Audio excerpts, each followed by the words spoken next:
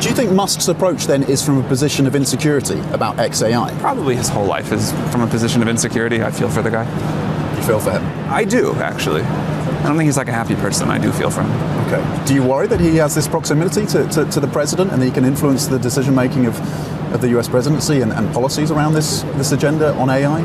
Not particularly. Maybe I should, but not particularly. I mean, I try to just wake up and think about like how we're going to make our technology better. Elon is currently engaged in a legal battle with his AI competitor, OpenAI, and its CEO, Sam Altman. As a part of the lawsuit, OpenAI has accused Elon of not complying with discovery.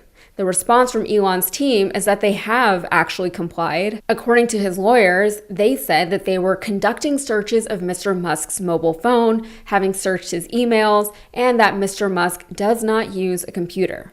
So the billionaire tech genius doesn't own a computer. The guy who so badly wants the gaming community to believe that he's not only one of them, but he is the absolute best of them, doesn't own a computer. The head of several tech companies and up until recently a government agency doesn't use a computer. Sure, Jan. But maybe the argument is that Elon just has people who use computers for him, like his assistants have assistants who use computers for them. After all, he is the richest man in the world. The argument falls apart quite quickly when you just look at Elon's own posts on X. Here's another post where he literally refers to my laptop. It says, "This is my laptop. It's about 3 years old. A guy in Germany gave me this cool sticker, so I don't want to upgrade it and lose the sticker." And you might be thinking, having a laptop is different from using a laptop. I have a laptop that I don't use very often, but it's only because it's old and it's slow and I'm usually on my desktop anyway. Here is a much more recent post from just a few weeks ago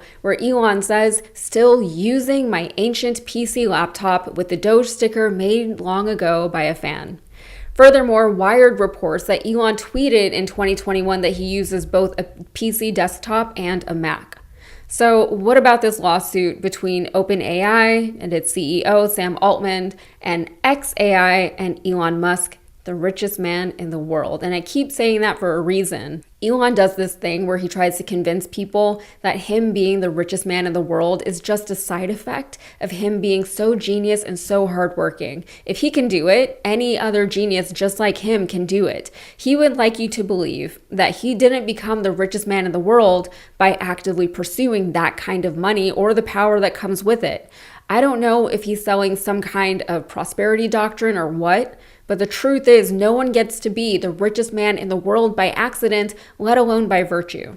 And all of this is relevant to the lawsuit because according to the lawsuit, Elon is alleging that Altman and OpenAI breached contract because they developed AI for corporate profit, those heathens, instead of for the benefit of all of mankind. Because Elon is nothing if not benevolent and selfless. The richest man in the world would seriously have us believe that he is magnanimous. He is the true ultimate humanitarian. Let's be real. Even if Elon's companies do end up benefiting the world in some way, it won't be because that was his overall intention. It's not because he cares so much about people. He just wants to be the person to do the thing. The only thing that people like Elon Musk care about, apart from their temporal wealth, is their legacy. They're after the history books. They're obsessed with living forever, and this is one way that they're actually able to do that. But Sam Altman, he is just a dirty, dirty capitalist. Altman is suing Elon, claiming Elon is harassing him and his company. And yes, Elon has been trying to stop OpenAI from transitioning to a for-profit organization and obtaining $40 billion in funding. Elon, who co-founded OpenAI before leaving the company and starting XAI in 2023, says that OpenAI was never intended to be for profit. OpenAI said in their countersuit, Elon's nonstop actions against us are just bad faith tactics to slow down OpenAI and seize control of the leading AI innovations for his personal benefit.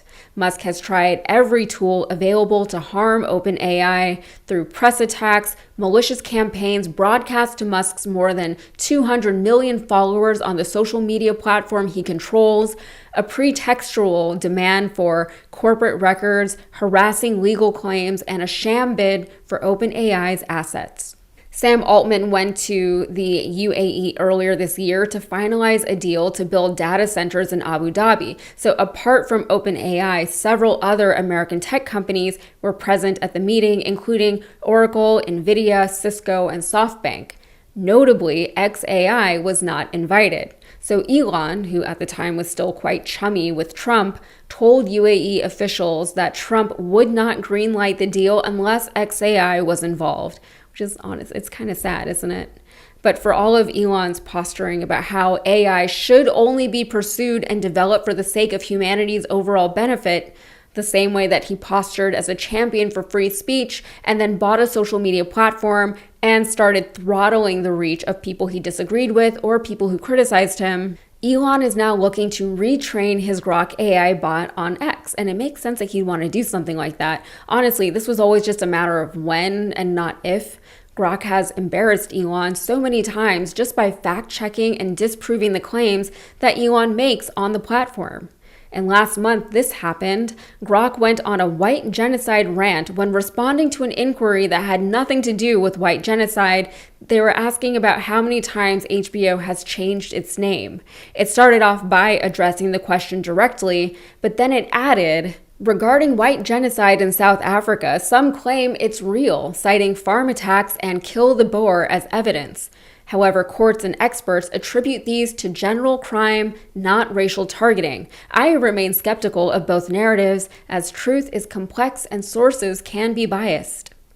In another post, Grok said that distrust of mainstream denials of targeted violence is warranted and directed users to voices like Musk, who it says are highlighting the ongoing concerns. And the timing of all of this was very interesting because this came right after Trump started taking in white South African refugees. The posts were soon deleted, but CNBC asked Grok directly if it was programmed to discuss white genocide, and Grok initially said yes. It said, "It appears I was instructed to address the topic of white genocide in South Africa." It also said that Elon Musk was the likely source of this instruction, but by the next day, Grok was giving a very different response. By the next day, it was saying, no, I wasn't programmed to give any answers promoting or endorsing harmful ideologies, including anything related to white genocide or similar conspiracies. So which one is it, Grok? Elon really is the narcissistic CEO who loves to posture as the benevolent dictator of tech, who will save the world and all of humanity if only people would just get out of his way and let him. I always quote Gavin Belson, the fictional tech CEO from the show Silicon Valley, but he said to his board, "I don't want to live in a world where someone else makes the world a better place better than we do."